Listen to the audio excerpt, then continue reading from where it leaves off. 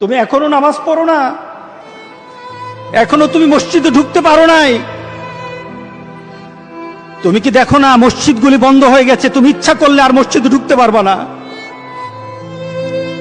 তুমি ইচ্ছা করলে আবার মসজিদে ঢুকতে পারবা না। দেখো না অনেক মসজিদ বন্ধ হয়ে গেছে। মসজিদে তুমি যদি ঢুকতে না পারো, তুমি কি দেখো না আজকে যারা মারা যায় তাদের মৃত্যুর পর তাদের কাছে কেউ যায় না।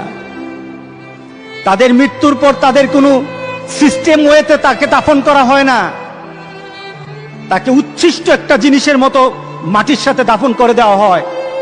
এ মানুষগুলি কাছে যায় না, টেনে টেনে দড়ি ধরে টেনে দিয়ে তাকে গর্তের মধ্যে ফেলে দেয়, তার কাছে যায় না। তুমি কি দেখো না? তুমি কি দেখো না আমার মাবুদ আমাদের প্রতি রাগ করে আছে?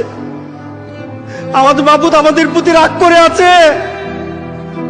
আমাদের মাবুদকে আমাদেরকে সন্তুষ্ট করতে হবে, সন্তুষ্ট করতে হবে। যিনি গজব দিয়েছেন উনি আমাদেরকে বাঁচাবেন। আমরা আমাদের মাবুদকে রাজি করতে হবে।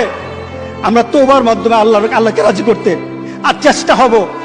গোটা পৃথিবীর মুসলমান আর সময় নাই, আর সময় নাই।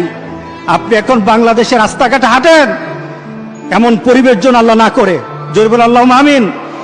এমন পরিবেশ যেন আল্লাহ না করে বাংলাদেশের মানুষ ঘর থেকে বের হবে না। যখন ঘর থেকে কই বের হবে তার লাশটা বের হবে, কেউ জানাজাও দিবে না। এমন হয়ে যাবে যদি আল্লাহকে সন্তুষ্ট না করতে